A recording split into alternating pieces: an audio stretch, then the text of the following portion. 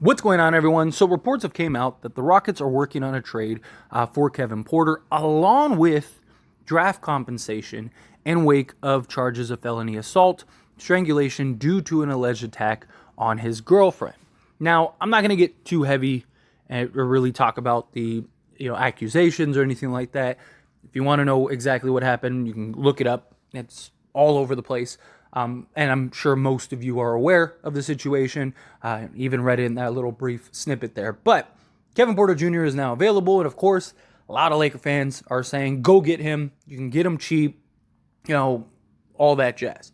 And look, even if Kevin Porter didn't do what he did, even if, he is cleared of everything, this is a guy that has been a problem before he even came into the league. This is a guy that's been a long time issue and is very likely going to continue to be that, and just can't seem to get his stuff together. Now, on the surface, I would welcome him open arms. I mean, this guy is a baller. Last season, 19 points, 5 rebounds, 5 assists. He's 23 years old, right? He's got a 6'9" wingspan, 6'4" height. This guy has the potential to be a really good impact player, maybe even an elite level scorer in the right team in the right situation. This is a guy that, under normal circumstances, I would absolutely go trade D'Lo and go get him. Like, whatever you got to do, make that happen. And there is the idea of maybe you go trade for Kevin Porter Jr. and you just get the assets that are attached to him, and him being on a partial guaranteed deal this year, or next year. You just kind of have him ride the pine. Doesn't really play this year. You go and you waive him on the partial guarantee next year, and you free up cap space. That's kind of the idea there, and you get a bunch of free assets or whatever Houston is willing to give you in exchange for taking Porter. Because again, they're not asking for assets. They're willing to give you assets.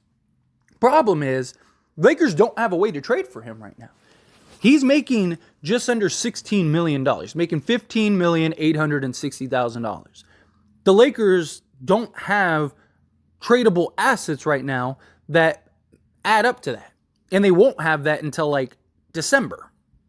And at that point, some team what's probably going to happen is some team is going to go and trade for Porter Jr. and do exactly what I said, right? A team like the Spurs or the Thunder or whatever, right? The Thunder need to unload several guys. They can kind of consolidate and maybe take 3 guys, go and trade for Porter, get a free, second round pick or 2 second round picks, something like that.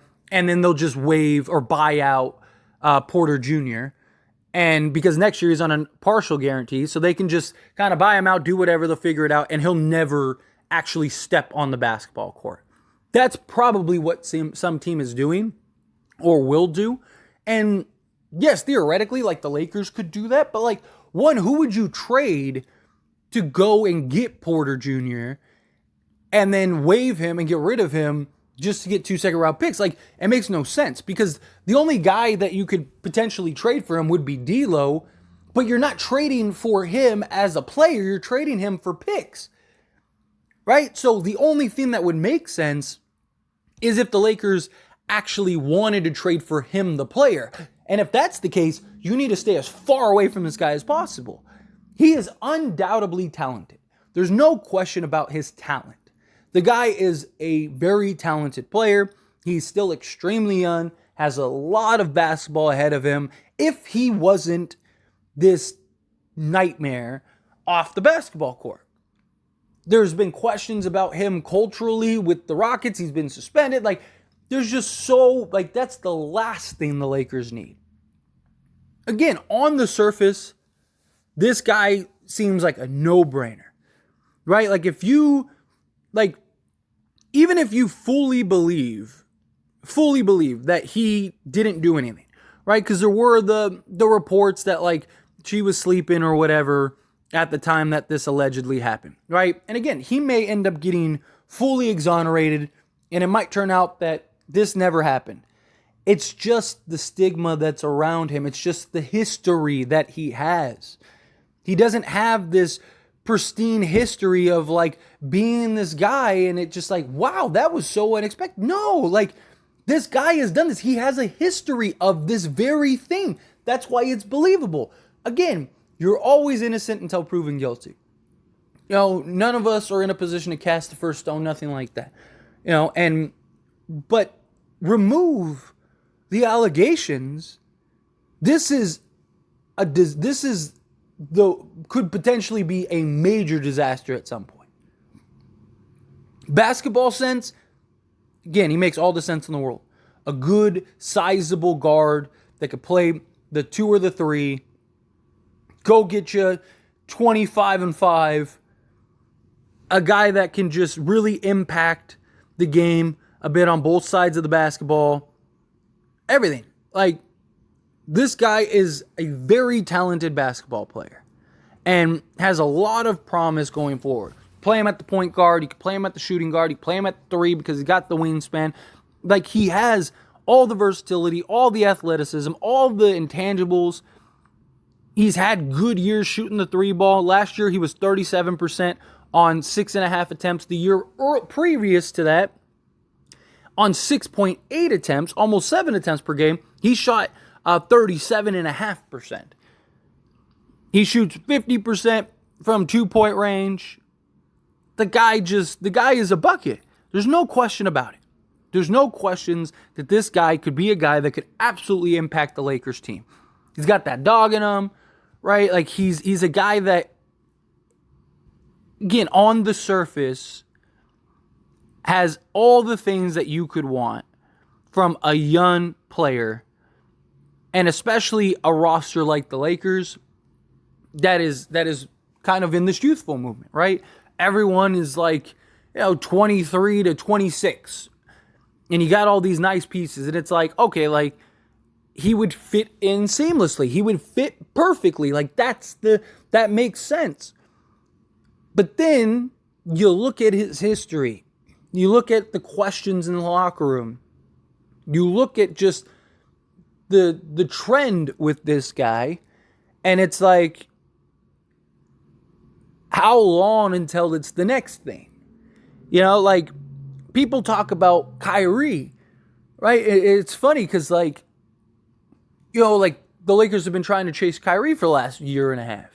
And you have a lot of people that are like, oh, look at his history. Look at what he's doing. Like, no way, the Lakers, he's a problem. He's a nightmare. Like, that's the last thing you need. But then people are screaming to go and trade for Porter Jr. At least Kyrie Irving is never, doesn't have a history of domestic violence and, abuse in relationships and being this, like, cancer everywhere he's been. Like, Kyrie, he's done some questionable stuff, but he's not done anything that severe. He's not done anything that's that questionable, right? Like, if Kyrie is in a place that he loves and he can buy into, then he'll do it, right? Like, and the idea is, like, you'd have LeBron there, so it'd be like, by the time Porter Jr. is, like, stepped into his own, LeBron's already going to be gone. You're not going to have LeBron to basically babysit this guy for the next 5 years. Like, and could he at some point turn it around? Right? Like, could this be a wake-up call? Could this be something where it's like, all right, like, I really do need to get my life together, look at everything that I have, like, I need to go get help. Maybe he takes some classes, some anger management classes, he does all this stuff. Let's say he makes the right moves to get himself right. I would still, if I'm the Lakers, stay as far away from the guy as possible. Let him go somewhere else. If 5 years from now, he's removed that stigma and he's turned his life around and he's, that guy, and now you want to look to go get him, then sure. But right now, it's just too much of a risk. And what you'd have to give up is, there's no point. I'd rather keep everybody that we have. This guy is a very good basketball player, without a doubt. He plays both sides of the ball. He's not a great defensive guy, but he at least gets after it at times. He just needs to kind of hone in and focus, and I actually think he could be a better defensive player. But look, this is a guy that he needs to figure out his life. He needs to figure out time. He's very likely going to get suspended.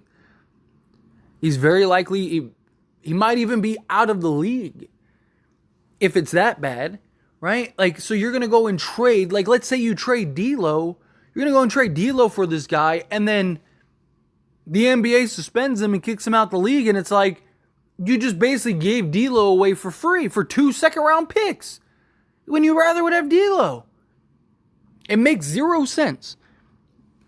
Let a team like the Spurs or, maybe the Knicks or the Thunder, one of those teams, let them go trade for him, because like the Knicks could trade Evan Fournier, go get, 2 second-round picks, waive Porter Jr., and they moved off of Fournier's contract. They got 2 second-round picks for Fournier, which they wouldn't even have gotten that otherwise. And it's a win-win. That's probably how this goes. So a team like that ends up doing something like that. And Kevin Porter Jr., he can get his life together this next year. If everything goes right for him, then he can try to come back and maybe sign a prove-it deal. Maybe then the Lakers, maybe next year, the Lakers sign him on a prove-it deal, right? Look, let's say he gets traded, he gets bought out and waived. A team ends up, or he goes and he figures out his life for the next year. And then next year, it's like he's a free agent. Teams are hesitant to sign him because they don't know what's going to happen. They're not going to sign him long-term money. And he can do the Malik Monk, Jackson Hayes, Lonnie Walker, whatever deal, where he goes, let me sign with the Lakers for a year, show that I can be that guy, and then I'll go get that bag. I would be okay with that, because at that point, it's low risk, high reward. You're signing him to a vet minimum, non-guaranteed deal. If it works, perfect. You just got a 25-5 guy or 19-5 guy for $2 million. Good luck trying to, get better value than that. Worst case scenario, it doesn't work and you just waive him and no hard feelings. That's the approach they should go. But anyway, as always, this is a discussion, so I pass the question on you. Let me know your thoughts and opinions down in the comments below. What do you think? Do you agree with me? Disagree with me? Somewhere in between?